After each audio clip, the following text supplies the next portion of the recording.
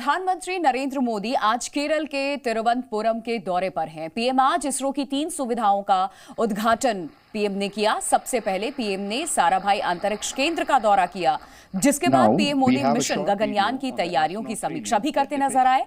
साथ ही पीएम ने गगनयान कार्यक्रम के अंतरिक्ष यात्रियों के नामों का ऐलान भी किया है।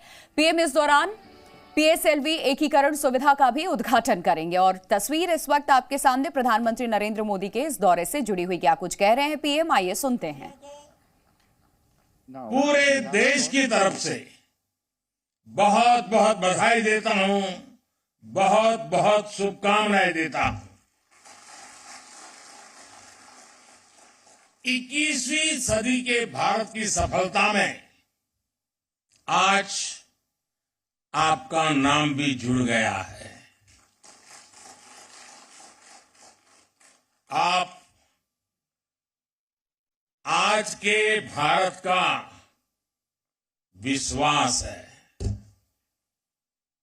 आप आज के भारत का शौर्य है, साहस है, अनुशासन है। आप भारत का गौरव बढ़ाने के लिए, अंतरिक्ष में तिरंगा लहराने के लिए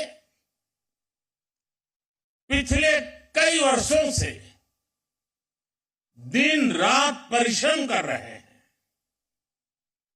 आप भारत की उस अमृत पीढ़ी के प्रतिनिधि हैं जो चुनौतियों को चुनौती देने का जज्बा रखती है। आपके कड़े ट्रेनिंग मॉड्यूल में योग का एक बड़ा रोल है। इस मिशन में हेल्दी माइंड और हेल्दी बॉडी और इन दोनों का तालमेल होना बहुत जरूरी है। आप ऐसे ही जुटे रहिए, डटे रहिए। देश का आशीर्वाद आपके साथ है, देश की शुभकामनाएं आपके साथ है।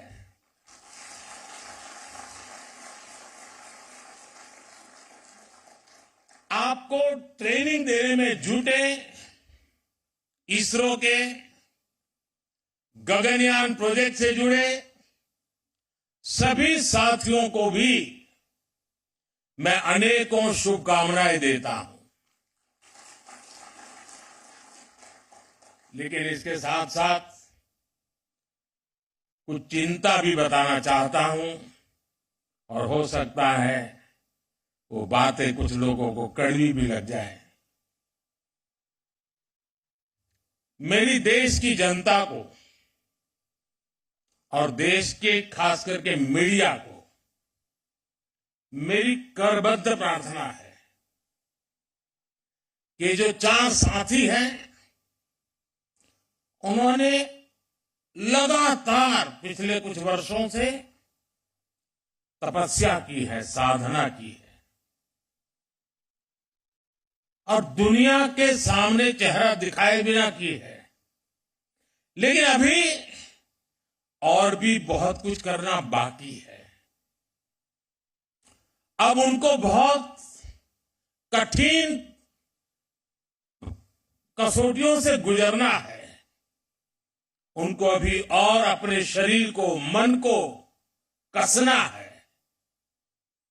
लेकिन हमारा देश का, हम लोगों का जैसा स्वभाव है, अभी 4 सेलिब्रिटी बन चुके हैं। अब वो कहीं चाहते होंगे, कोई ऑटोग्राफ लेने के लिए दौड़ेगा। अब उसको सेल्फी भी चाहिए, फोटो भी चाहिए, ऑटोग्राफ भी चाहिए।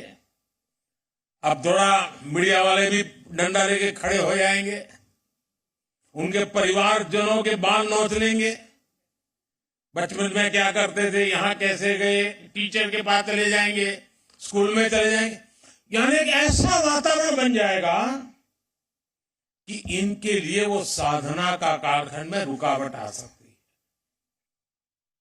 और इसलिए मेरी करबद्ध प्रार्थना है कि अब रियल स्टोरी शुरू हो रही है। हम जितना उनको सहयोग देंगे, उनके परिवार को सहयोग देंगे, ऐसी कुछ चीजों में न उलझ जाए, उनका ध्यान एक ही रहे, हाथ में तिरंगा है, अंतरिक्ष है, 140 करोड़ देशवासियों का सपना है, वही हम सबका संकल्प है, यही भाव रहे। इसलिए हम जितनी अनुकूलता करेंगे, मैं समझता हूं देश का सहयोग बहुत जरूरी है, मेरे मीडिया के साथियों का बहुत जरूरी है। अब तक ये नाम बाहर नहीं गए तो हमारा काम ठीक से चलता रहा, लेकिन अब थोड़ी कठिनाई उनके लिए भी बढ़ जाएगी और हो सकता है उनको भी कभी मन कर जाए, चलो यार एक सेल्फी ले लेते तो क्या जाता है। लेकिन सब चीजों से हमें बच के रहना होगा। साथियों, यहां इस कार्यक्रम से पहले मुझे गगनयान के बारे में भी विस्तार से जानकारियां दी गई, अलग अलग इक्विपमेंट के विषय में जानकारी दी गई, उनके ऑपरेशंस के विषय में बताया गया। मुझे जानकर बहुत अच्छा लगा कि गगनयान में यूज होने वाले ज्यादातर उपकरण मेड इन इंडिया है। कि कितना बड़ा संयोग है कि जब भारत दुनिया की टॉप 3 इकोनॉमी बनने के लिए उड़ान भर रहा है, उसी समय भारत का गगनयान भी हमारे स्पेस सेक्टर को एक नई बुलंदी पर ले जाने वाला है। आज यहां अनेक प्रोजेक्ट्स का लोकार्पण भी किया गया है। इनसे देश का वर्ल्ड क्लास टेक्नोलॉजी के क्षेत्र में सामर्थ्य तो बढ़ेगा ही, साथ ही रोजगार के भी नए अवसर बनेंगे। और साथियों, मुझे खुशी है कि हमारे स्पेस सेक्टर में विमेन पावर, इस विमेन पावर को बहुत महत्व दिया जा रहा है। चंद्रयान हो या गगनयान, महिला वैज्ञानिकों के बिना ऐसे किसी भी मिशन की कल्पना भी नहीं की जा सकती। Zee News.